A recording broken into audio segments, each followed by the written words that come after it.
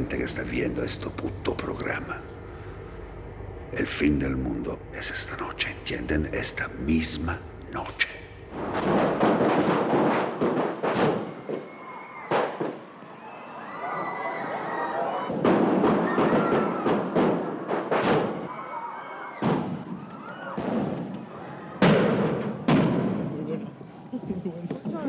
Cojonuda.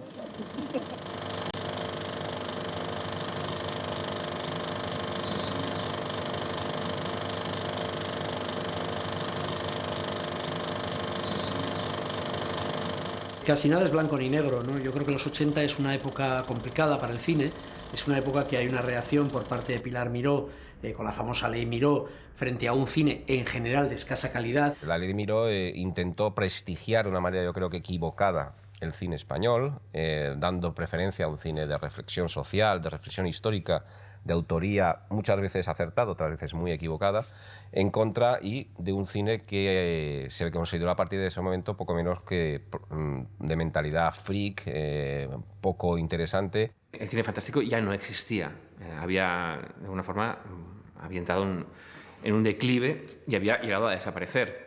El cine de género estuvo al punto de la extinción tanto comercial como artística.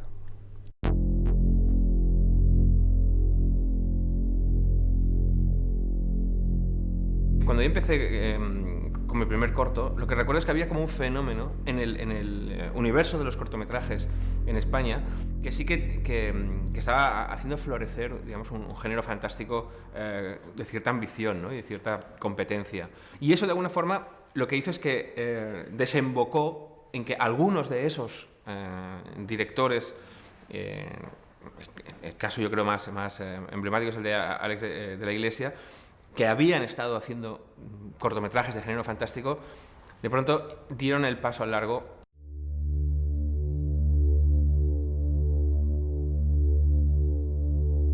El boom del cine fantástico de los 90 en España yo creo que tiene que ver con algo generacional, desde mi punto de vista, de los que en aquel momento empezábamos a hacer cine y teníamos una cultura cinéfila detrás bastante parecida, ¿no?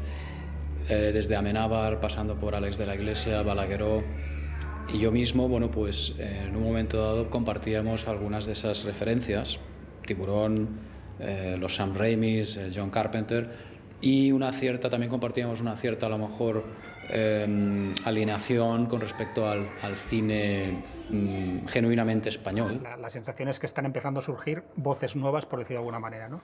Gente con menos prejuicios, que es capaz de mirar al cine fantástico de terror que se había hecho antes en España con una mirada distinta y plantear cosas nuevas, tanto de estilo como temáticamente.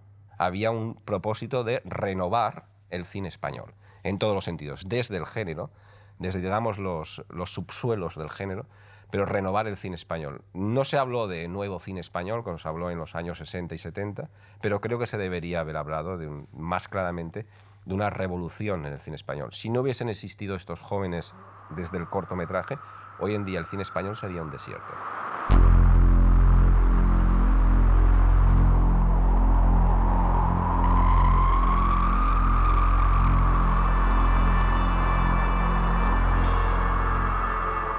Mi querida mamá, te quiero tanto y tanto. Un día le digo a Alex, he escrito un corto, quiero que lo leas, tenemos que hacer cine. Recuerdo que Alex lo leyó y dijo, yo quiero estar ahí. Y ahí nace un poco ese comienzo de hacer cine, ¿no? Y ese corto es Mama. Fue como algo muy, muy salvaje y muy loco, sobre todo por nuestra inexperiencia.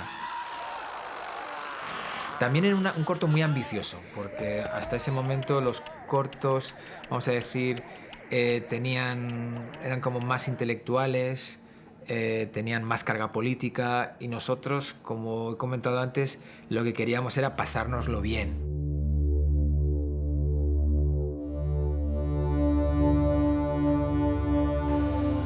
Alex era un joven brillante, con pinta un poco ya friki, ¿no? Una perilla así como muy francesa, las gafitas, delgado y con los ojos muy abiertos.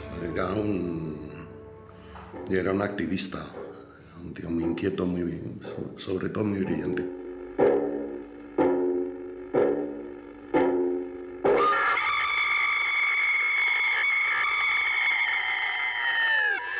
Llegó un momento que Alex, la dirección de arte, ya no le llenaba lo suficiente, como que tuvo esa llamada, quiso dar ese salto de ser de director artístico a ser director. Y fue el corto de Merinas Asesinas.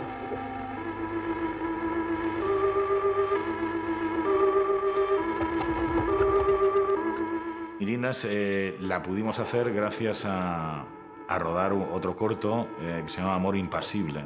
Estamos haciendo los decorados, tanto Alex de Iglesia como Henry y yo, para un corto de otra persona.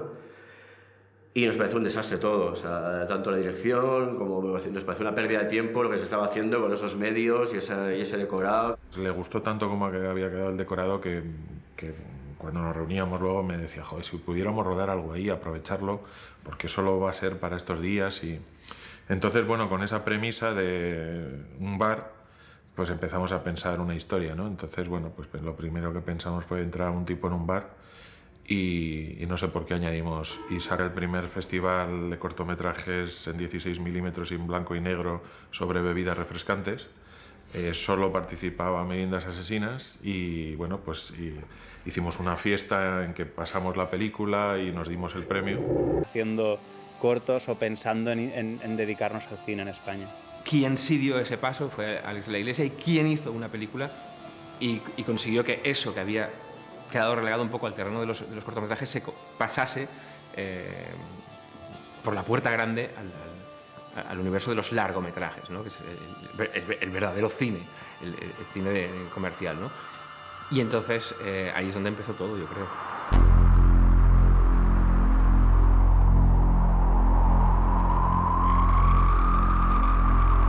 Empezamos a pensar en otra historia, en otro corto. No nos cortábamos mucho, entonces decidimos hacer una especie de película sobre el espacio, ¿no? Un cortometraje, pero que iba a ser una nave espacial. Entonces escribimos el guión y luego pensamos, claro, y ahora esto es carísimo, a ver cómo conseguimos financiarlo, ¿no? Me pasó el guión y flipé. Digo, este tío está loco porque aquello era ciencia ficción, era algo que digo, este país, colega, o sea, digo, tío, esto lo haces muy, muy bien, tío, te va a quedar una cagada, colega, otra españolada ahí, cutre. Y entonces, no, lo estamos haciendo muy bien y tal, y bueno, vamos a hacerlo con un equipo de efectos especiales francés, bueno, en fin. El tío estaba ahí muy metido lógicamente, en su preproducción. El Almodóvar se interesó por él y luego, como fue un proceso así largo, como corto, parecía que no tenía ninguna salida, porque como corto no tiene ninguna salida del mercado, entonces le pidieron que hiciera lo desarrollara para hacer una miniserie. Lo curioso es que, bueno, hicimos los 3 capítulos y nos volvieron a decir que a Pedro le encantaba, que a ellos les encantaba, pero que ese formato de 3 capítulos de media hora era muy difícil de vender para la televisión y que sí creíamos que se podía convertir en una película, ¿no? Alex y yo nos miramos otra vez y dijimos, sí, creemos que sí. Si Pedro nos hubiera dicho, rueden ustedes un documental de cachalotes, lo hubiéramos hecho. Si nos hubieran dicho si podíamos adaptar el Antiguo Testamento para una comedia, pues también hubiéramos dicho que sí, ¿no? Aquella película se hizo al margen de cómo se hace el cine normalmente.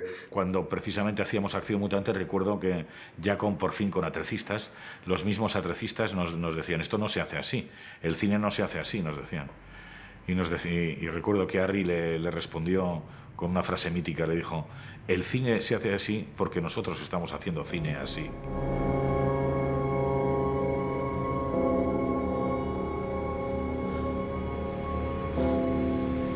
El Día de la Bestia es heredera y factible a partir del éxito y de la renovación que supone, por un lado, Acción Mutante y también Merinas, ¿no? Ahí se veía que había un cineasta que era una bomba.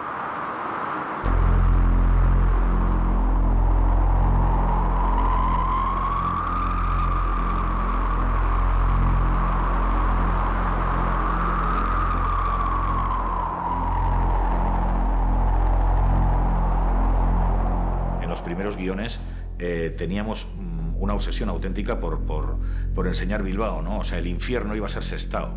No, la película no se iba a desarrollar en Madrid, se iba a desarrollar en Bilbao. Y el cura viajaba de la Universidad de Deusto físicamente a Sestao.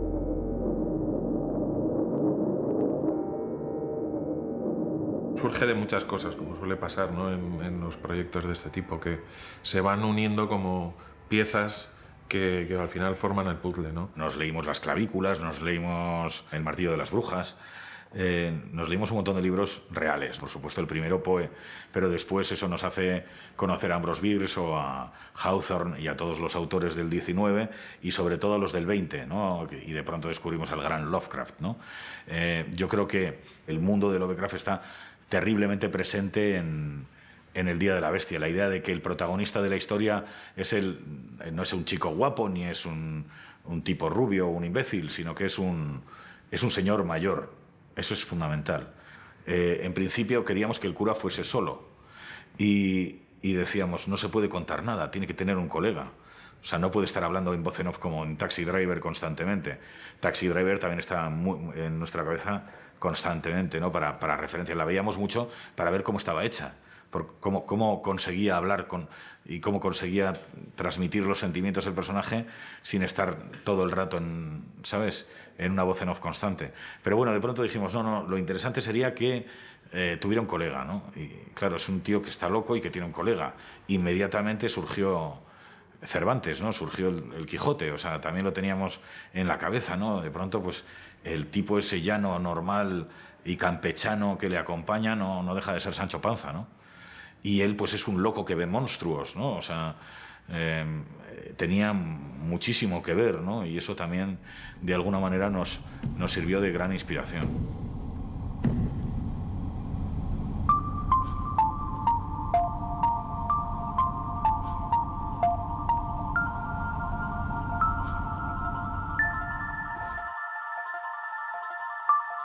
A partir de ahí estuvimos intentando producir la película nosotros mismos, cosa que fue imposible.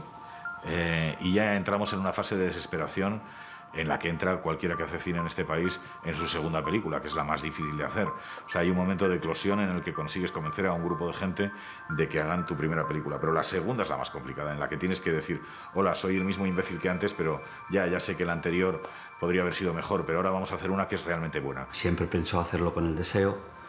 Al deseo no le interesó el guión. Intentó que se lo produjera Gerardo Herrero, que se lo produjera Sogetel, que se lo produjeran alguna otra productora que yo no conozco. Probablemente la razón real es que no les gustaba la historia y punto. Pero Pedro, que es una persona muy generosa y muy amable, nos dijo que es que le daba miedo. Que él no quería hacer una película sobre el demonio y que le daba miedo. Entonces, pues dije, bueno, pues joder, es una razón poderosa y tal. Y nuestra amistad continuó perfecta y maravillosa. Yo había visto Acción Mutante. Me pareció que los 10 minutos eran fantásticos, eran espectaculares. El resto de la película no tanto. Pero vi un director. Sabía que Alex y Andrés Vicente iban a mezclar bien, conociéndoles por separado y demás. Son dos personas muy osadas, muy atrevidas, muy temerarias, ¿no? Siempre dan un paso más allá de lo previsto, de lo ortodoxo.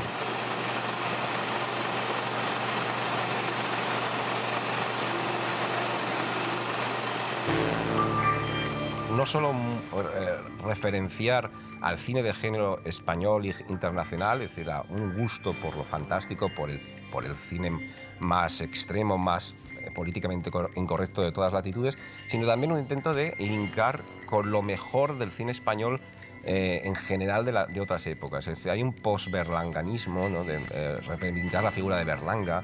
Fue como una especie de patada en la puerta que pegó Alex en la industria y sobre todo conectando con el público, ¿no? O sea, hacer un cine de género puramente fantástico, a la vez puramente español, con unos referentes muy anclados en nuestra cultura y que venían heredados de Berlanga, de Azcona, de la cultura del esperpento, pero todo eso mezclado con el cine fantástico, con el cine de terror, era algo, yo creo que insólito, ¿no? para nosotros, y sobre todo que lo estuviera haciendo alguien tan joven. Nunca ha intentado hacer una película americana ni ha copiado las películas americanas. O sea, es una película realmente española y es en sí es casi un género, ¿no?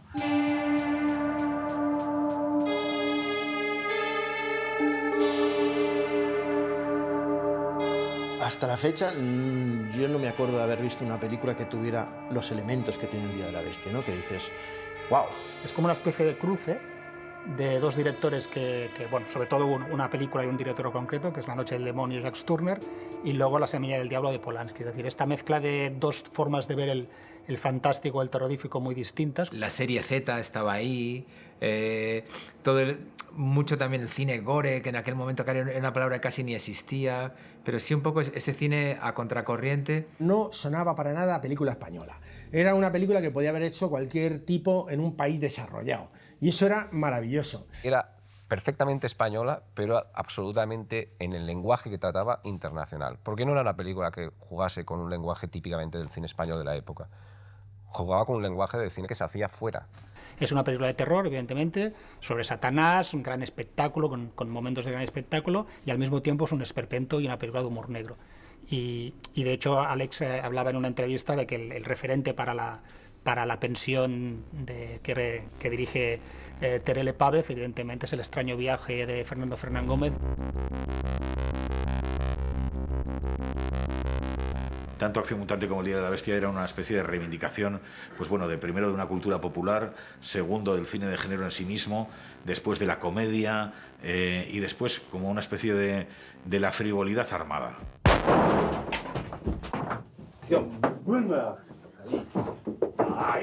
Todo ese retrato de la familia aparentemente tradicional, pero totalmente atípica española, que vive segura, las relaciones con otros tipos de gente totalmente freak, descubrieron que la pesadilla gótica española de la familia, sobre todo en ciudades como Madrid, ¿no? Típicamente central, que ha seguido siendo un tema recurrente en Ales de la Iglesia, era algo a explorar. Teníamos nuestro verdadero gótico, un país que no se había liberado del todo de la pesadilla franquista, neocatólica.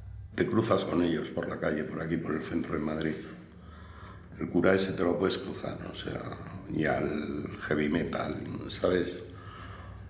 Entonces, claro, la mezcla es muy explosiva. Sin perder a Berlanga, sin perder el surrealismo,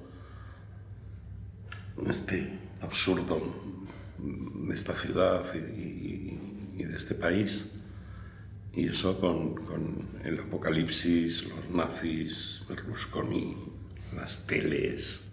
Programas muy extraños, pues bueno, eso, cosas que hemos visto como Jesús Gil presentando un programa desde un jacuzzi rodeado de tías, ¿no? Cosas que ahora se las cuentas a la gente y no se lo creen. Se trufa con el mundo de las televisiones, el mundo de la extrema derecha. Tampoco queríamos reflejar ni estéticamente ni referirnos directamente a grupos concretos, sino a una idea, ¿no? Un ambiente un poco facha.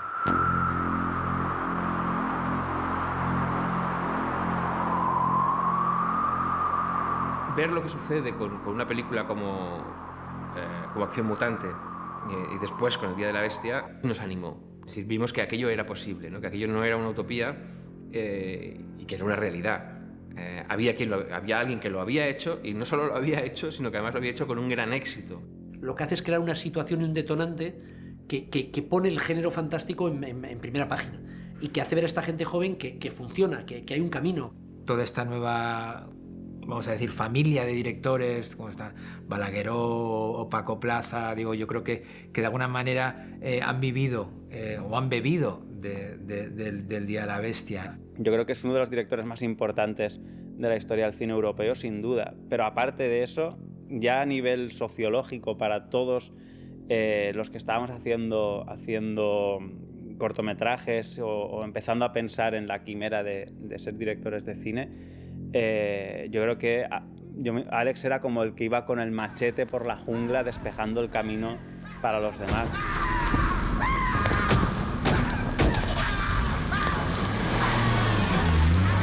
Fue el triple salto mortal. Yo ya no sé dónde estaba. Yo estaba en otro lugar, en otro mundo. Estaba en un Madrid, en ese Madrid infernal que también nos retrata, viviendo una experiencia absolutamente de catarsis. Es una recreación de lo que sería la vida normal para el de la Iglesia. Javier Omar Paredes es un tío que va con una escopeta pegando tiros en Navidad y hay Papá Noeles y sobre todo en todas las secuencias tienen que pasar millones de cosas. Se atrevió a poner un Madrid de pesadilla y dejar de contemplar la capital del reino como un lugar de felicidad absoluta y pasmosa. El Madrid de la democracia se convirtió en un lugar de pesadilla. Fue muy importante ese periodo largo en el que nosotros estuvimos viviendo en Madrid, ¿no? Porque te ibas impregnando un poco de ese tono, ¿no? de ese punto en que las cosas son serias pero a la vez tienen siempre un lado como cómico, como patético, como una mezcla de cosas, ¿no?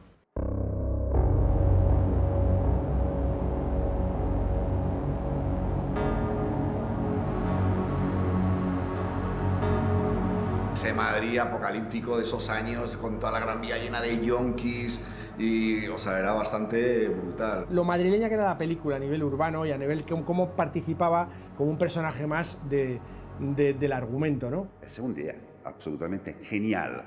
Es una idea que hace en manera que, sia pure contando una historia fantástica y grotesca e irónica, pero estamos en la realidad.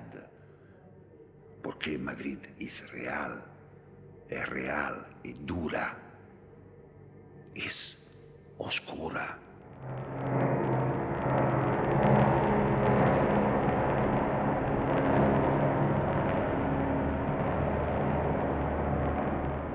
Cuando veníamos en la etapa de Acción Mutante a Madrid, de repente, bueno, pues empezamos, antes entrabas por allí directamente y de repente empiezas a ver una estructura extraña que están construyendo que está torcida y dices, ¿qué está pasando, no? Entonces van pasando los viajes, van pasando los meses, van pasando los años y de repente ves que lo que están haciendo son dos torres inclinadas. Le viene una imagen a la cabeza y se inventa una secuencia para hacerla. Entonces yo estoy seguro que las Torres Kío dijo, tengo que hacer algo con estas putas torres.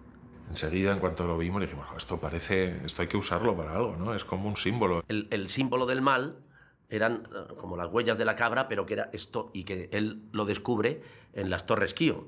Bien, las Torres Kío eran la sede de Bankia, que a su vez es como la mayor estafa que se ha hecho a la ciudadanía desde las instituciones, todos conchavaos. También repartieron tarjetas black, o sea, ha sido el despropósito. O sea, que lo cojonudo es lo que ha ocurrido en ese edificio desde que Alex hizo la película, ¿no? O sea, que efectivamente el mal estaba ahí. Yo no sé, yo ahora 20 años después encuentro un paralelismo, ¿no?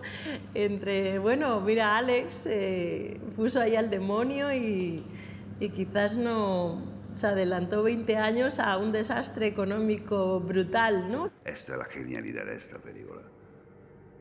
Porque las dos torres se llaman Puerta de Europa. Atención. Pensad en eso. Puede ser que la televisión y la Europa sea un mal como el demonio, quién sabe.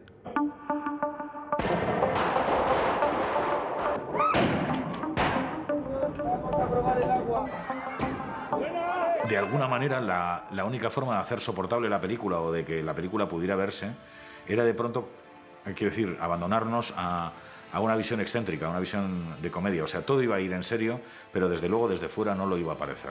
Quizá el propio personaje nos fue dando también el tono de la película, ¿no? Porque sí que desde el comienzo era un cura pequeñito con boina que llega a un lugar, ¿no? Y bueno, pues ya pensábamos en Alex Angulo. De alguna forma eso te sitúa en un tono un poco más bajo, ¿no? En un tono quizá de comedia, ¿no? El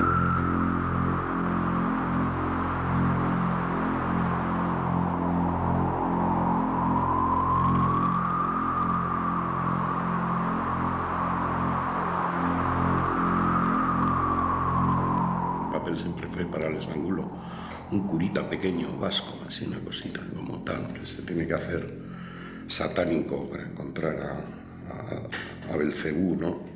La idea era tan descabellada, tan innovadora y tan estimulante que sana envidia.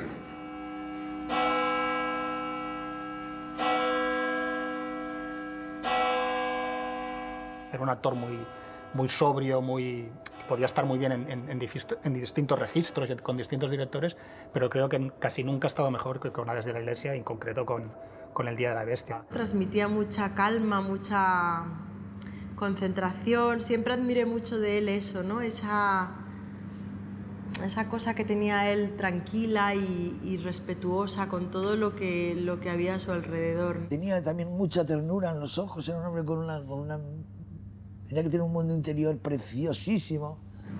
Para mí es de las personas más extraordinarias que me he encontrado en esta profesión, ¿no? En cuanto a generosidad como compañero y en cuanto a ser una persona que no tenía ningún tipo de aspaviento de actor. Y digo que es una persona cojonuda, siempre lo ha sido. Es lo que siempre he dicho, no me ha parecido actor, él era amigo de verdad, en el que independientemente de su papel o de su trabajo como actor, siempre había una sonrisa, un saludo por la mañana, un adiós. Alex Angulo era un tío especialmente fácil de tratar, o sea, porque era muy agradable, o sea, muy relajado, sin poses, sin dobleces. Creo que nunca le he visto enfadado, concentrado, tenso por alguna escena o lo que sea, como mucho, pero nunca le he visto perder el control, nada. Era un tío tan agradable que me da rabia tener que estar hablando de él en pasado, ¿sabes? Yo con Alex Angulo tuve la gran suerte que hacía años que no nos veíamos nunca, y en un estreno nos vimos hace menos de un año de antes de que sucediera que se fuera.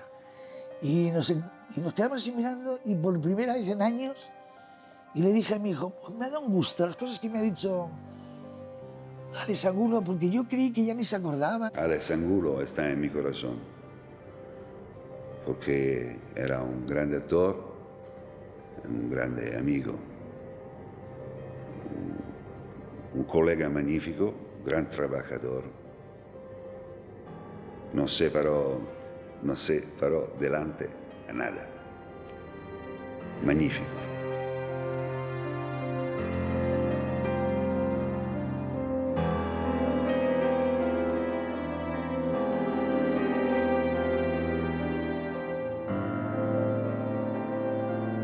Tengo una misión que cumplir, una cosa que tengo que hacer en la ciudad yo mismo. Tú eres satánico, ¿verdad? Sí, señor. Y de Carabanchel. Buscamos un José Mari, que es lo que resultó más conflictivo, porque se pensó en Javier Bardem, pero Javier Bardem lo rechazó. Yo quería que el yonki fuera Bardem. Bardem me dijo que no, que lo que quería hacer era de gay. Javier acababa de hacer Días Contados y había hecho de politoxicómano, y aunque no tiene mucho que ver con José Mari, pero él dijo, un tronco, otro politoxicómano, no, tal, y entonces no, dijo que pasaba. Después se lo propusimos a Gabino Diego, pero Alex le pidió que se afeitara la cabeza y Gabino no aceptó. También rechazó el papel porque, claro, que estaba en Navidad, que le jodía las fiestas, que además que el diablo le daba yuyu, bueno, no sé, cualquier cosa así. Precisamente Andrés me dijo, ¿y por qué no lo hace tu amigo Santiago y tal? Y dije, no, es un personaje muy complejo y tal, eso no puede ser. Una noche de copas en el centro de Madrid, que le conocí a Santiago, y a la mañana siguiente, era un sábado, a la mañana siguiente se lo propuse a Alex. Me lo presentaron y tal, y me miraba así raro, que yo no pensé que fuera gay, pero me miraba como, pensaba que soy un bulto sospechoso. Y entonces luego le dijo a Alex, Alex, ¿y el gordo ese, tu amigo es el de los pelos? Dijo, no, si es que ese no es actor. Al final como que lo fueron valorando, y yo creo que Alex dijo, pues oye, total, la cosa queda en casa, ¿no? La amiguita a ver qué tal lo hace, si lo hago mal, pues siempre me puede hostiar. Alex lo que me dijo es, déjamelo pensar. Y a los 20 minutos me llamó y me dijo, si tú te atreves, adelante. Conclusión, que me dieron el papel, la mitad de la película me enteré que había sido de rebote, pero dije, bueno, ya que me quiten lo bailado, aquí estoy yo. ¿Qué pasa? ¿Te cobran uno y te llevas cuatro? La película está espléndido, ¿no? Y además, esa película ha resultado para el propio Santiago, ha sido definitiva. Son estas cosas de que la primera opción no funciona y coges una segunda o una tercera y resulta que el resultado es incluso mejor de lo que podría haber sido la primera. En el proceso de escritura yo ya estaba diciendo, bueno, ¿de qué va la peli? Tal, me contaba, decía, mítico, eso mola el diablo, tal, un cura que no sé qué, tal. Y yo qué puedo hacer yo? No, tengo un papelito para ti. Y ya me dijo Alex, al final me dijo, dice, es un vagabundo que anuncia el fin del mundo y se quema, le queman. Y entonces vas a hacer cámara ardiendo, tal. Digo, ¿pero qué mierda es esta? O sea, un vagabundo que se quema. Eso es lo que te sugiere. No, pero... Digo, además, tío, lo pone un especialista, no me jodas, a ver si me voy a quemar. No, hay un gel que te pone en la barba para que no se te queme, te ponen un gel así. Entonces me cabré un poco incluso. Digo, con amigos así no voy a llegar a ningún lado. Ya ves, de puta madre. ¿Te has visto una morcilla de Burgos? Yo comí un bocadillo de esos hoy. Pues, amiguete, la versión humana de la morcilla de Burgos. Tenía una idea de que iba a ser otro actor que me apetecía mucho. Y pues, tenía mucho nombre y tal, y de repente te dicen, fulanito de tal, que no sabía quién era. Y aparece Santiago Segura, que ni físicamente ni nada, y me quedé así. Y le di la mano, que era encantada, y yo llegué y le dije a mi hijo, no lo hace fulanito y tal, digo, me da rabia, era un chico desconocido, y que me apetecía trabajar con alguien conocido, como es lógico, no es que fuera fundamental, imprescindible, pero sí me apetece. Al tercer o cuarto día hice así y dije, así al bolsillo de la película. Porque no se puede estar mejor que en esa película, no se puede estar mejor. Lo que te inspira Segura que además no tiene que ver con Torrente ni con nada, es otro tipo es un prototipo totalmente, de un arquetipo, ¿no? de personaje. Nunca he sido heavy ni nada por el estilo, ¿no? Entonces, claro, además Alex me conoce, sabe que yo era el típico que estaba fumando en un local y yo me salía, o me molesta el humo, no bebo, o sea, patético. Para hacer este papel no era el más indicado, pero vamos, tampoco era un documental, era una película, entonces había que interpretarlo. Entonces, esto sí que recuerdo haberlo hablado con él, digo, no sé qué hacer, tío, me parece que está toda la peli haciendo así de heavy, de tronco, de molitarse goma, ¿no? Digo, dices, no, algo más naturalista. Digo, yo soy de barrio, exagero un poco así, a lo mejor el deje de barrio y ya nos puede quedar, a ver, tal. Lo fuimos probando y le gustó. Luego, una vez sí que me llevó a una sala heavy para que bailara, para que empezara a mover la cabeza así y tal. Y dice, vamos, venga, sienta la música, tal. Y decía, madre mía, lo que hay que hacer. Realmente en la película está impresionante, ¿no? Es decir, es como... o sea, tiene una fuerza, una libertad, una luz, ¿no? que es impresionante. Nada, yo creo que Santiago es eso, es genial, muy divertido, muy incomparable, ¿no? con nadie. Con ustedes, el investigador de lo oculto. Yo le propuse el papel a Pepe Sancho y cuando entró la coproducción tuve que decirle que no hacía la película, que me exigían los productores un actor italiano. Y entonces no lo he entendido nunca. Evidentemente dijo, este tío es gilipollas. Y desgraciadamente, pues eso, no pudimos volver a trabajar juntos porque no le caía nada bien. Me enseñó un dibujo que había hecho con suyo profesor Cavan Ideal. Era muy parecido a mí con barba y tenía un anillo como esto. Y además, cuando yo se le estaba contando la historia del anillo, él me dice, mi padre tenía un anillo como esto. Hice un casting en Italia y tuve la suerte de conocer a Armando, que era un tipo increíble, bueno, y sigue siendo un tipo increíble, divertidísimo, y le da un punto a la película del que estoy muy orgulloso. Cavan era una especie de trasunto de rapel, que entonces estaba de moda, pero el nuestro tenía que ser un poco más sofisticado, ¿no? Tenía que ser una mezcla más de Jiménez del Oso, ya como un Jiménez del Oso que ya le ha dado la vuelta a todo y se dedica a pillar pasta y tal, pero que luego la peli daba un giro, ¿no? Cuando creía que la teoría del padre era cierta y tal. Yo he interpretado al profesor Cavan como si de verdad va a nacer aquella noche el anticristo en Madrid. Y poco a poco me doy cuenta que una verdad increíble puede existir. ¡Acción! El demonio. Es increíble. Como una icona de un famoso televisivo que va a inventar cualquier estafada para tener la audiencia. Y porque todo el mundo tiene que estar delante del televisor a ver, exorcismos, ajo, exorcismo, cruz. Y venendo in contatto con il cura piano piano, poco a poco, se da cuenta que una estafada puede ser la realidad. Y en el momento en que se da cuenta que el demonio existe, se da cuenta que hay una línea en el final de la película que dice, joder, hemos salvado el mundo y no lo sabe nadie.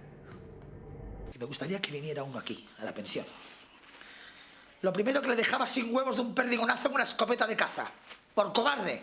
En el caso de Teruel es un poco lo mismo que había pasado con Lola Gauss en Furtivos de Borao, que es volverla al primer plano a una actriz que es fundamental en cierto cine español y que está bastante olvidada o arrinconada, ¿no? Andrés me dijo que cualquier persona menos Teruel. Y yo le dije, si no hace Teruel la película, no lo hago yo.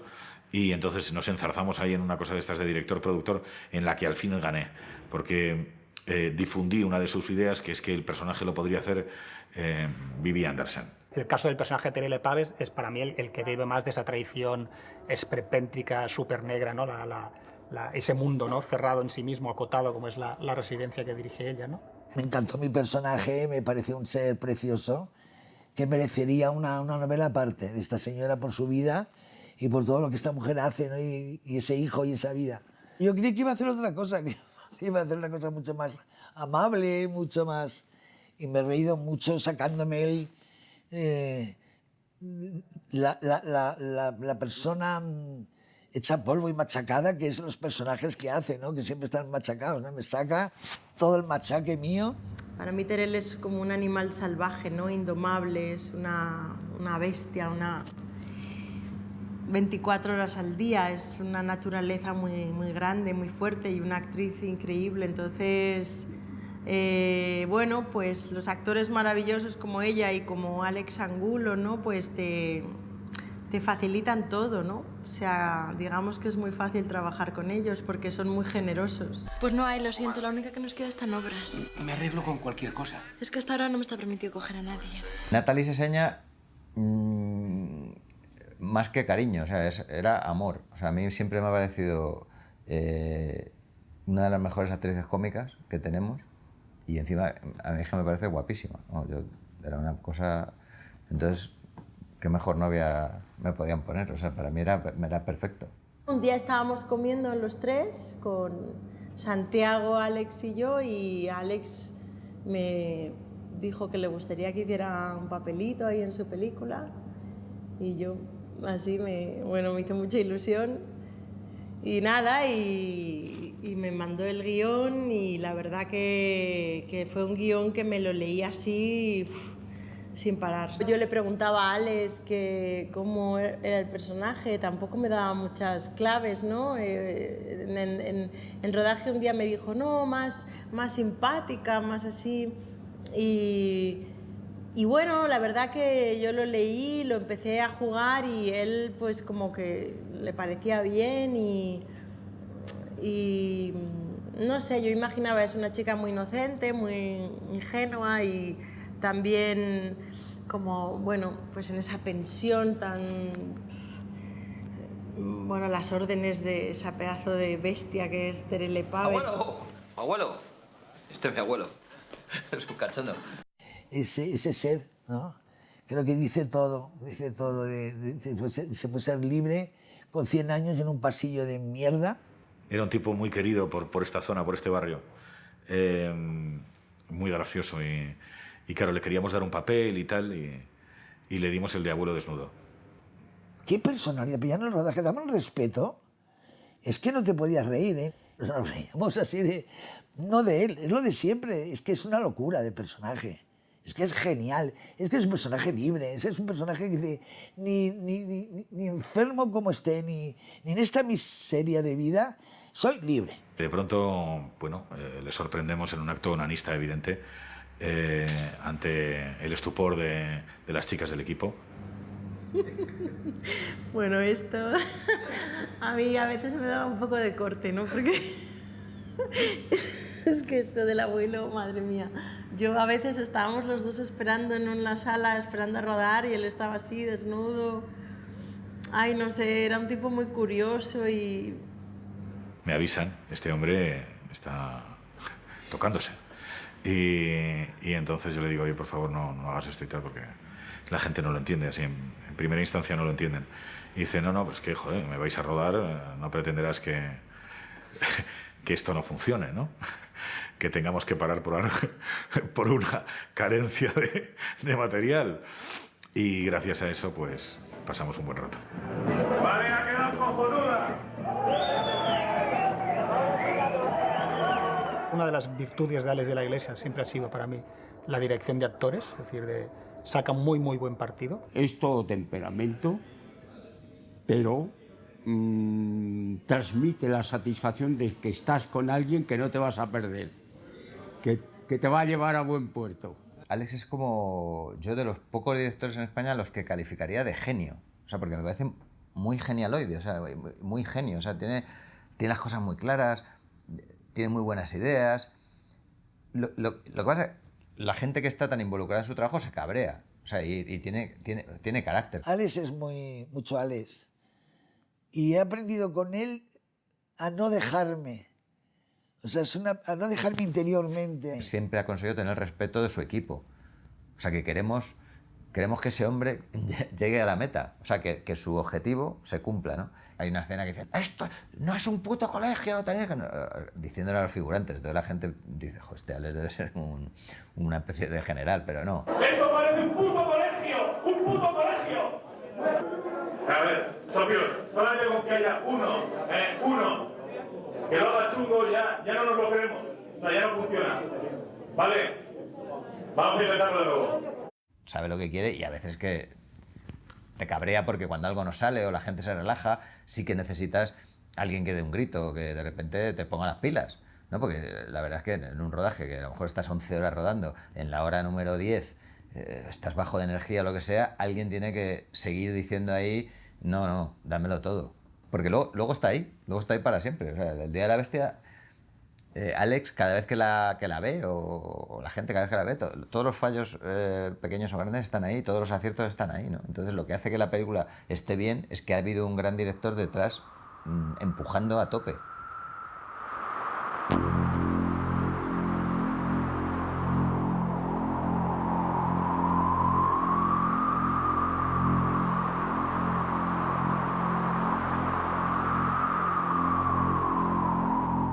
La preparación fue una gozada, ¿no? Porque, ya te digo, yo creo que la preparamos, no sé si fueron 6 o 8 semanas exhaustivamente, ¿no? Alex, ya te digo, desde localizando toda la Gran Vía, todos los interiores, exteriores.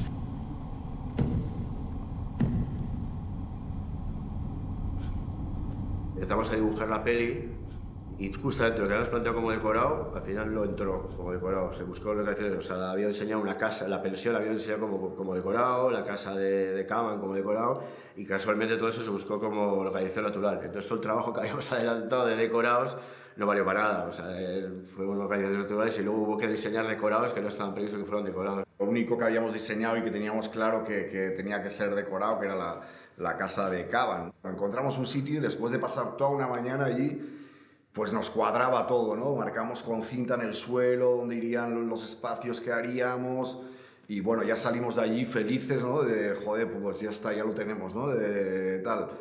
Y llegamos a la productora y les decimos, oye, que sí, que este puede ser el sitio, tal.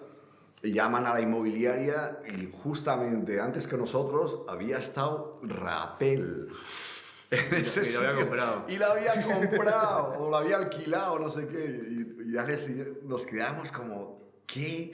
Al final acabamos rodando donde rodaba todo el mundo, que era la calle Desengaño. Había una especie de platós, era un par de pisos de un militar retirado que los alquilaba para rodar. Construimos la casa de Caban, construimos la pensión, construimos la casa del niño endemoniado. Obviamente todo eso es decorado. Los contraplanos, el apartamento donde atan a Caban, etcétera, etcétera, pues eso es... Hay unos fondos, hay unos ventanales en el que hay fotos. Lo que hicimos fue crear una especie de semicírculo falso, entonces por la ventana que salían había el espacio justo para que saliesen Pero claro, no se veía una esquina de la casa, no se podía hacer un forillo, ¿no? de la ciudad. Una foto, y entonces Flavio, entonces se habían puesto de moda este rollo de las marquesinas que estaban iluminadas, los carteles y tal. Era como novedoso ese tema, ¿no? Los traslights se llamaba, ¿no? Y dijo Flavio, joder, podíamos hacer esto, ¿no? Porque yo le meto unos fluorescentes detrás que ocupan el mínimo espacio y tal.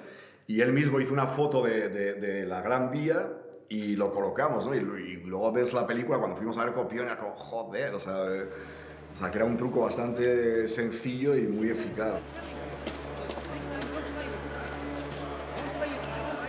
Elegimos una calle de Malasaña para el exterior de la pensión, que estaba totalmente socavada, pero claro, llegó el día de rodaje y la habían tapado, ¿no? Le hubiera faltado ya. Y bueno, nosotros habíamos previsto que eso podía ocurrir, Alex era algo que no quería admitir, pero nosotros sabíamos que podía ocurrir porque no nos habían dado ninguna garantía de que fuese así. Y claro, todo el tema de permisos y tal, o sea, no puedes coger y decir, no, pues ahora está en obra esta calle, entonces aquello era muy lento y no podíamos operar de esa manera, ¿no? Entonces, pues, trabajamos el tema de los contrafuertes que se ven fuera y bueno, aprovecharon los restos de la obra y esa noche los atrecistas pues pusieron vallas, o sea, hicieron que aquello pareciese un poco, se pareciese a lo que había antes, ¿no? Lo que más sufrimos fue el de plató de televisión. Era una nave de latas de Coca-Cola, vacías. Y era un sitio muy raro, porque había millones, o sea, era un sitio gigantesco, que es donde van las latas antes de meterles el líquido. Estaba previsto rodar en un plató de televisión real, que de Telecinco, Antena 3, no sé qué cadenas había en esa época, y en el último momento pues se cayó y no se podía cambiar el plan de rodaje, y en un fin de semana había que improvisar en el sitio donde estábamos rodando, habíamos construido esto decorados, un plató de televisión. Era un plató lleno de gente, y entonces me maquillan y dicen, ¡acción! Y yo dije, bueno, buenas noches, bienvenidos al programa, hoy una noche más, vamos a hacer el show.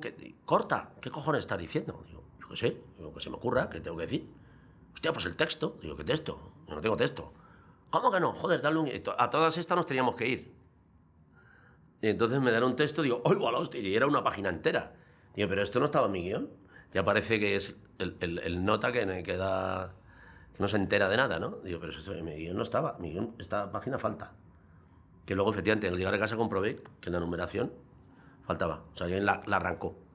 Entonces dije, bueno, pues nada, me lo prendí como buenamente pude, pero ya con los nervios, teníamos que hacer una toma tal, pero vamos, nada, se hizo. Pero vamos, la anécdota de que dije, vaya mierda. El plano comenzará con una acción de todos andando igual que el primer plano que hemos rodado. El rodaje fue también particularmente duro. A donde tienen que disparar es un señor que estará aquí. ¡Ya!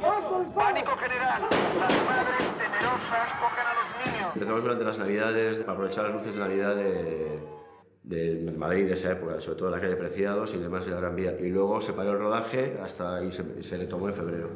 Muy duro, muy salvaje en ese sentido, porque era de noche, porque hacía mucho frío, porque eran muchas horas. El primo consejo por hacer esto, carajillos en grande cantidad, por levantar la calentura un poquito, porque no se puede. O sea, coche descubierto, camiseta de seta y 5 bajo cero. Necesita un poco de alcohol. Sufrimos mucho porque era Madrid en Navidades, en invierno, aún, vamos, unas temperaturas de congelarse. Llovía y se congelaba el agua en el coche y se nos congelaban los objetivos de la cámara. Había que parar para quitar el hielo en la cámara. 4, 5, 6 grados bajo cero, en un invierno de estos crudos que hubo, y rodando siempre de madrugada. Luego además este rollo que un día le dije a él, digo, vamos a ver, amiguete, yo soy heavy, pero no soy gilipollas, ¿no? Digo, ¿por qué voy con el chalequito este que se me ven los brazos? Porque se vean los tatuajes, tío, porque estoy helado. Santiago no podía decir los textos, tiritaba de frío, ¿no? Y entonces dábamos vueltas a la manzana hasta conseguir entrar en calor, ¿no? Me castañeteaban tanto los dientes que no podía decir la frase, ¿no? Creo que cuando estamos en la cabina telefónica, que hay un escaparate con unas teles, ese día lo recuerdo que Alex dijo, venga, amiguete, me empezó a frotar así los hombros y dice, vamos a correr. Y dimos una vueltecilla a la manzana, una solo porque los dos teníamos sobrepeso, entonces, pero que entré en calor un poco y ya pude decir la frase, pero fue angustioso. Dice, no, joder, macho, no poder actuar porque estás con los dientes de... Fue una película bastante dura, o sea, pues dejamos de hablarnos entre todos nosotros durante bastante tiempo, o sea, con Alex no tuvimos ninguna relación durante el rodaje, o sea, fue una película que nos puso bastante a prueba a todos los niveles, esa peli, o sea, que... De pronto girabas una esquina en la casa y había un tío totalmente dormido, uno de los técnicos o de eléctrico, yo que sé, que igual había tenido 10 minutos y le veías ahí dormido, que ya no podía más. O sea, la gente trabajando muy duro. Fue una lucha cotidiana contra eso, contra las limitaciones de tiempo, de dinero, de nuestra propia inexperiencia, con la desconfianza de producción con respecto a nosotros.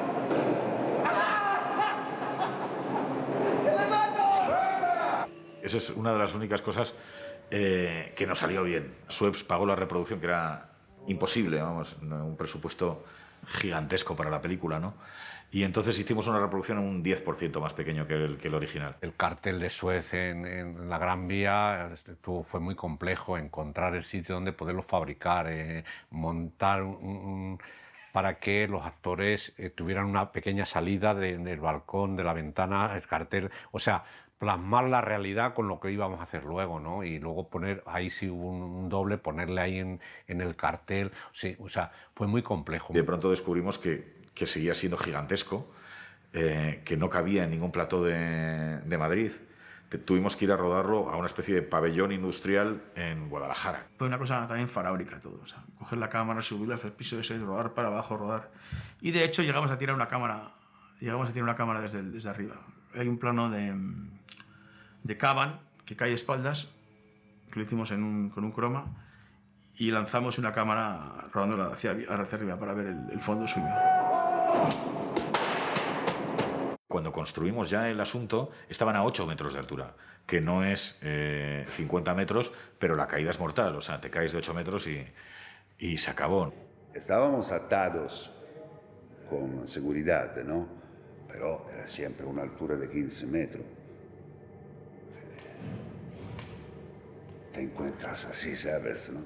Luego llega el momento de la verdad, que a este hombre se le había olvidado decir que tenía vértigo. Entonces, cuando estaba subido ahí en el decorado del neón... Vértigo es una cosa que quien la tiene no la puede ganar, no la puede vencer, ¿no? Es algo de reflexo. Y ahí estaba el hombre y tal gritando, y entonces pues decía que le bajáramos y eso. Como estaba atado, le atamos, pues no se podía ir. Y aprovechamos la circunstancia para rodarle. No dice los diálogos, está gritando sin más. Y está todo el rato diciendo, tengo vértigo, bajarme de aquí. ¡Alex! ¡No puedo! ¡Tengo vértigo! Yo estaba al lado y digo, joder, pobre hombre, qué mal está pasando. Y Alex de abajo, la carita de Alex como diciendo, pero qué mierda me está contando este tío. Dice, pues no hables, actúa. Luego le doblamos y ya dijo los diálogos. Todo el rato trabajando, saltando, las películas de acción son horribles. Armando y Italia le están tratando fatal, no nos dejan descansar. Vamos a los muñequitos. Que se ensucian los muñequitos. En el Día de la Bestia estaba particularmente obsesionado porque funcionara muy bien todo. 2 arandelitas bien, que no le hagan daño en las patas, y fijada al suelo, y que no se mueva. El suelo era de madera y teníamos que clavar literalmente la cabra al suelo, porque si no se iba, y arrancó el parqué. La cabra que llevamos para hacer de demonio se volvió loca y entonces tuvo que salir todo el mundo escondido con un burladero, dejando que la cabra se desfogara contra los muebles. La cabra era salvaje. O sea, la cabra que nos trajo mal partida era una mala bestia. Recuerdo ver a la cabra cómo arranca el parqué y tira una cámara y ataca a un grupo el típico grupo de mirones de películas. Supuestamente estaba entrenada, pero... Porque obviamente cuando se pone de pie todo eso es un truco digital. O sea, la cámara se ponía de pie y se ponía no hacía nada. La cabra que hacía es dar topetazos contra todos los muebles. Era un cabrón muy grande, ¿no? Entonces se liberó. Y todo el mundo corriendo atrás, el cabrón que correva atrás a Alex de la Iglesia, escapando por el pasillo del apartamento del profesor Cabán, con el cabrón atrás que encornaba las paredes. Es una cosa que no sé si estaba qualcuno que estaba rodando, puede ser que era mejor de la película. no había manera de hacer que hiciera nada, ¿no? O sea, no, ni siquiera que mirara a cámara. Era una cosa que yo decía, joder, por lo menos que mire a cámara, tenemos que conseguirlo. Mal partida, sí, por supuesto. Y no miraba jamás, ¿no? Y entonces, pues eso, la dejamos suelta. Pusimos las cámaras y dije, mira, esto hay que rodarlo por cojones. Entonces pusimos 2 cámaras y la dejamos andar por ahí. Y entonces así lo conseguimos. Estuvimos 1 hora la cabra sola en el decorado andando hasta que al final se pone delante de la... como a, pues ya te digo, a 60 minutos esperando y al final de pronto ¡pac! Se queda ahí parada y decimos, ah, joder, lo tenemos. Está un poco torpe la cabra, ¿eh? La invocación es real y el pentáculo real. Eso teníamos muchas ganas de hacerlo de verdad, ¿no? Todo el mundo decía que se movían las cosas, tal. Lo que se movía eran las pulgas en la cama donde rodábamos, nada más.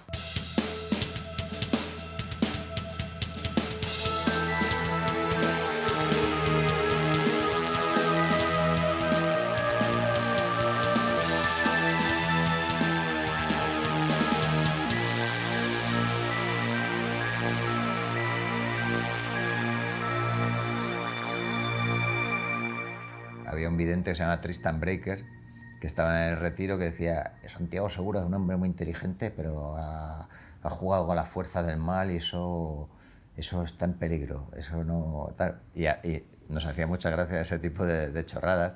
Entonces de repente, pues, no sé si fue para el making of o lo que sea, pues algunas Polaroids, pues salía como que había un haz de luz o no sé qué sobre el rostro de mío en uno de los casos.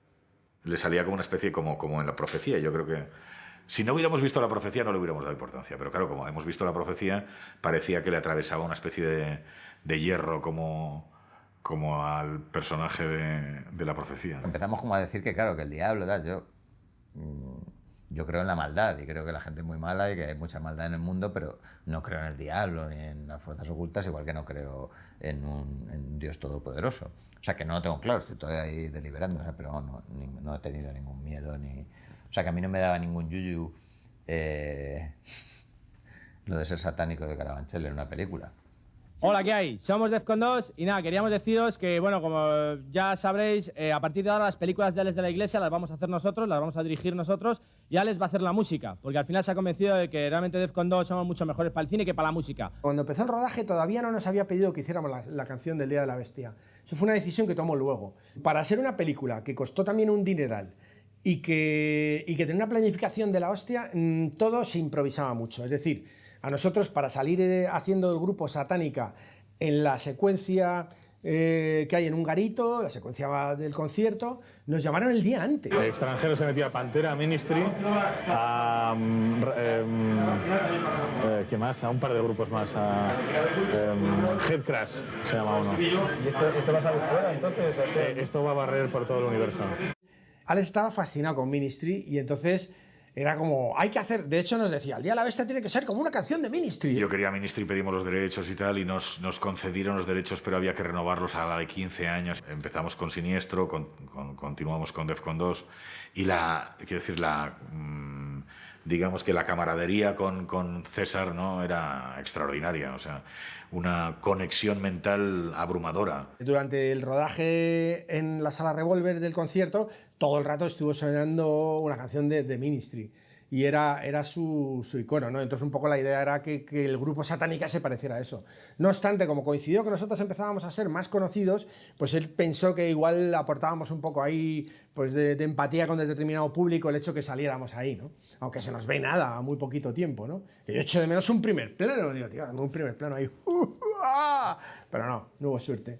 Las canciones de Defcon 2 parecía que las habíamos escrito nosotros, o por lo menos deseábamos haberlas escrito nosotros, ¿no? Parecíamos almas gemelas. Fue también icónico porque reflejó un poco, aunque no se incluía, insisto, en la película, las canciones sí reflejaban un poco el espíritu underground que se respira en la película, de gariteo, de rock and roll, de rollo urbanita, todo eso lo refleja, yo creo, muy bien, ¿no? El rollo punk, el rollo hardcoreta que tiene la película. La idea era mostrar ese mundo, ¿no? Y a través de la luz y todo, a través del color, intentar contar cómo es ese mundo de noche, ¿no? Cómo es ese mundo de las noches, de los antros, las exteriores noche, de los días, del lujo, el no lujo. Y eso básicamente lo hicimos a través del color. Darles el look un poco en el que no habría nunca colores puros. O sea, siempre pensábamos eso, en intentar mezclar todas las temperaturas de color para conseguir contar la historia, ¿no? Pues eso, si los bares dejar que los fluorescentes se vayan a verdes, o sea, buscar el punto ese sucio que tienen esos lugares, ¿no?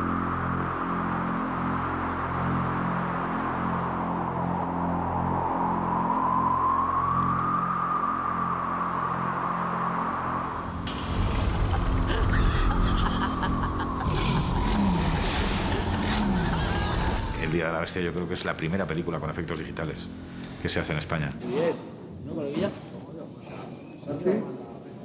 Por primera vez los efectos digitales empezaban a ser importantes en nuestro país, empezaban a decir algo. Renovó un poco, ¿no? los efectos especiales en lo que sobre todo a nivel de lo que ha sido disparos, tiros, bueno, todo el tema de maquillajes, todo el maquillaje vestuales también por parte de Ketlas. Y bueno, tanto Reyes como todo su equipo, pues te digo, hicieron un trabajo enorme. Mirar la toma, a ver si es buena, y si no, otra y a tomar por culo, venga. Venga. ¿Te duele o no te duele? Claro, joder, que me ha hecho daño, tío, pero que mirar a ver si es buena, y si no, pues... Tiene unos efectos para mí muy acertados, es decir, fue como... Es como un poco la sensación de cuando ves La semilla del diablo, ¿no? Es decir, que ves muy pocas cosas, ¿no? Pero dices, esto es, me lo creo, ¿no? Es como efectos que son realistas para mí.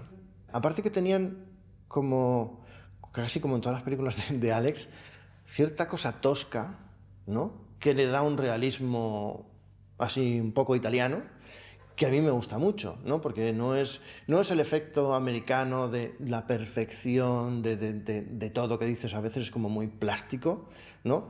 También está bien, digamos, la parte, digamos, la salsa europea que le ponemos nosotros a la hora de hacer efectos, que dices, puede ser perfecto, pero tiene que tener algo de asimetría, de error, ¿no? Porque es lo natural. Se modeló el modelo, José Antonio Sánchez, yo le hice todo el mecanismo, toda la adaptación, lo hicimos. Digamos que José Antonio Sánchez hizo más la parte de quizás lo más difícil, lo más complicado. Yo hice lo más sencillo, o sea, porque lo más sencillo era hacerle unas piernas, enseñarle a este inválido que tenía que andar con zancos, lo que todos llamamos zanco. Entonces, para que él fuera incrustado ahí, se pudiera mover y fuera eso, el monstruo que era. Y es un trabajo que ahí José Antonio Sánchez lo bordó. ¡Acción! Esto era una película de terror. Esto era una película de terror profundo. En las Torres Quío iba a haber, o sea, en una de ellas iba a estar el Macho Cabrío con 5.000 curas que iban pasando por una especie de puente de madera que unía las dos torres, ¿no? En nuestra paranoia esa era nuestra obsesión. Y había docenas y docenas de sacos llenos de niños recién nacidos. Eso es lo primero que se encuentra al llegar a la primera de las torres, ¿no? Y luego atraviesa el tronco y allí se encuentra con los 5.000 curas que han venido de todo el mundo a adorar al Macho Cabrío. Entonces él se acerca en una cola interminable y al final el Macho Cabrío le enseña el orto del demonio, el gran beso negro. Allí se produce el beso negro, besa el culo del demonio y como sabréis, en muchos grabados medievales el culo del demonio tiene un rostro, o sea, en el culo tiene una cara. Y esa cara iba a ser de él mismo, se iba a besar a sí mismo, ¿no? Luego no aparece en la película o no se utilizó en el que él recordaba haber estado presente en un aquelarre con su familia, haberlo visto de lejos. Había secuencias en las que eso se veía como recuerdos del cura en el que estaba viendo desde lejos cómo había esta reunión de brujas. Y el final, Alex lo cambió en el último momento. Él tenía un final que yo creo que era muy bueno, pero cuando lo vieron era demoledor.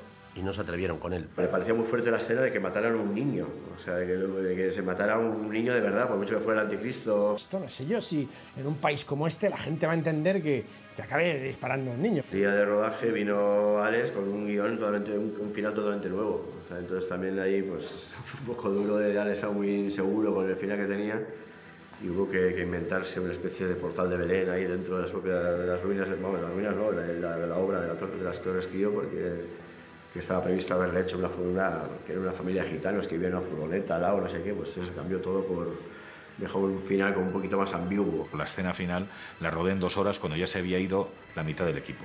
O sea, de pronto me dijeron, no, si es que ahora la gente tiene que descargar los camiones, o sea, hay que volver a descargarlo todo, meterlo en los camiones, cargarlos e irse. Así que no puedo rodar más. Y yo digo, falta el final.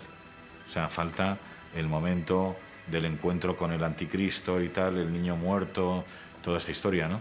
Y eso lo rodamos Alex Angulo y yo, con la ayuda de Jorge, que también estaba ese día en el rodaje. Estábamos discutiendo qué ocurría, si le íbamos a pegar un tiro en la cabeza al niño o no, ese tipo de cosas. Y no se hizo porque no teníamos un muñeco aceptable, ¿eh? Si llegamos a tener un muñeco recién nacido, le hubiéramos puesto la pistola en la cabeza.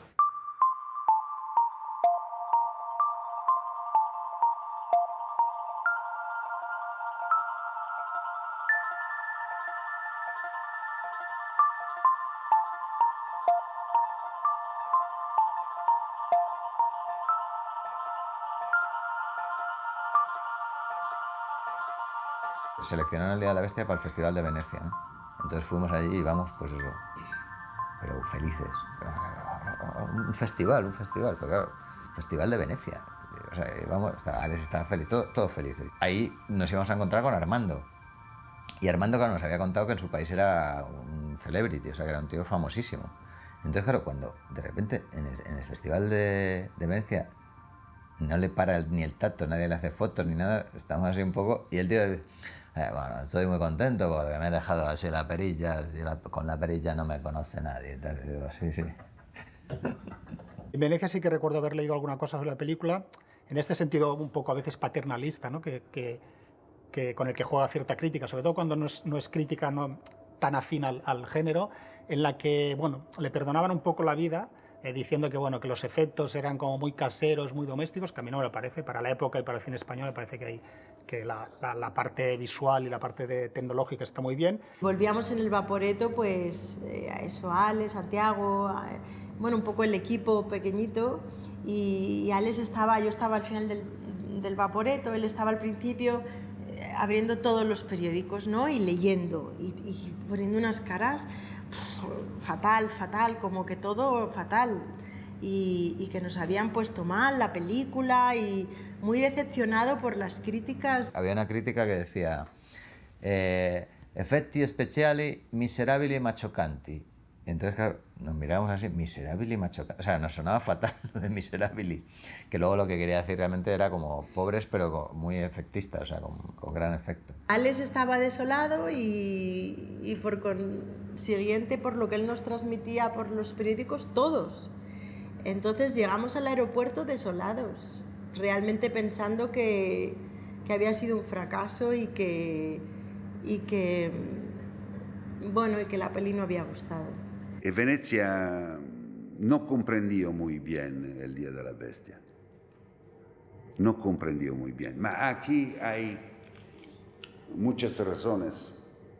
El Papa, el catolicismo, el diablo, la democracia cristiana, que ha sido nuestro partido más grande por 50 años.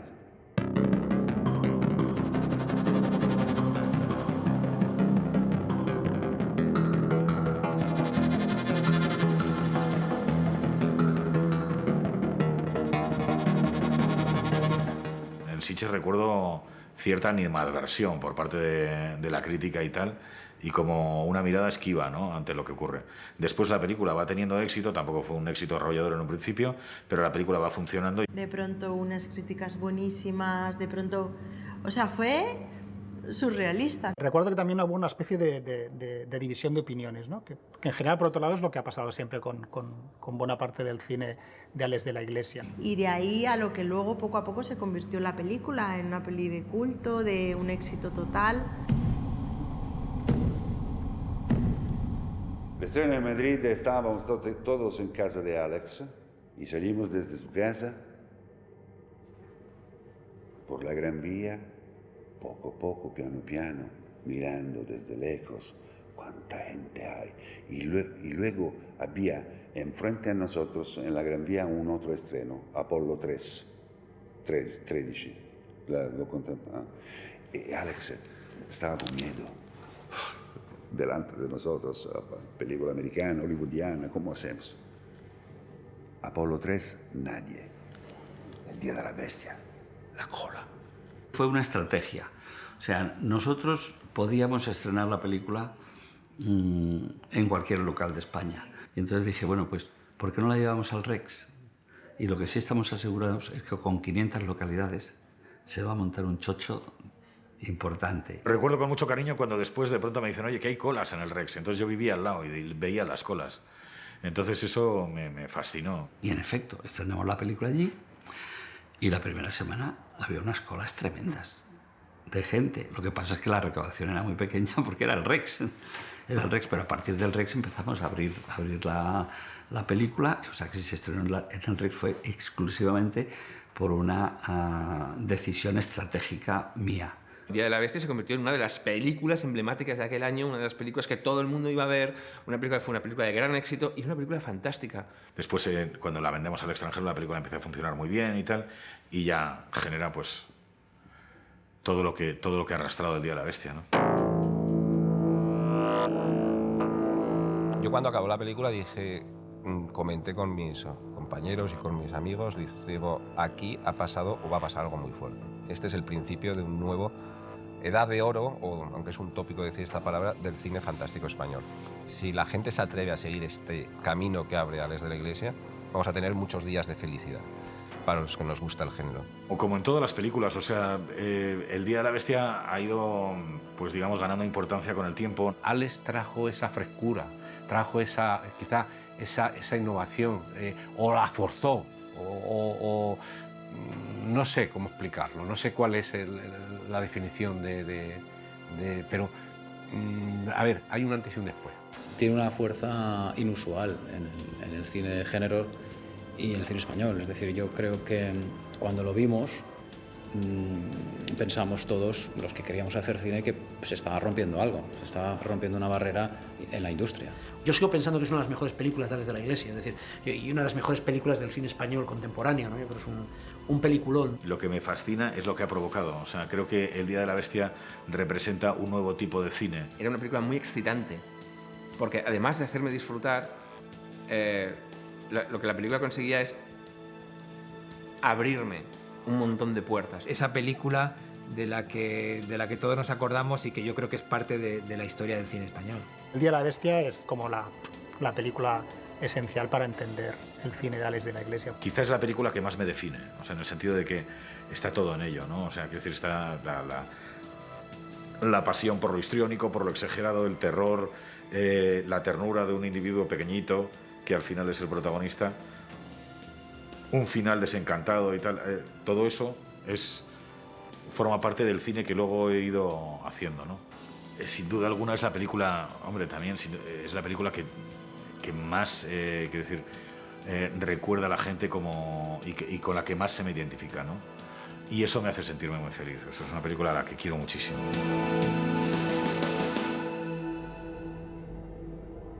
Atención, porque ahora viene lo mejor.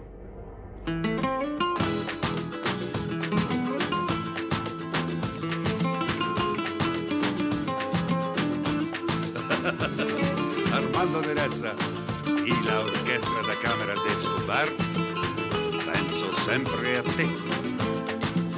Io mi sveglio la mattina e penso a te, mi sveglio il pomeriggio e penso a te, io mi sveglio pure nel cuore della notte e penso a te.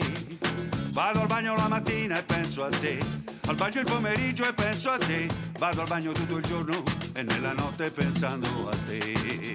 Ho provato con il mare e penso a te, ho provato la montagna e penso a te, ho cambiato centinaia di pasticche ma penso a te.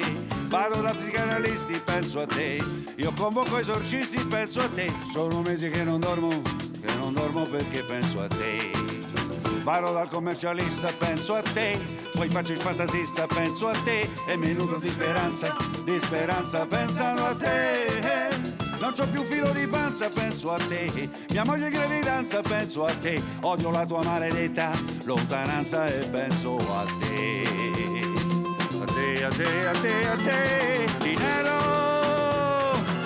io non t'ho avuto mai, perciò ti penso.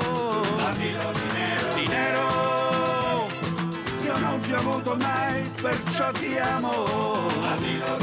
Dinero, non ti possiedo e perciò ti bramo e penso sempre a te. E andamos a dónde? A dónde está?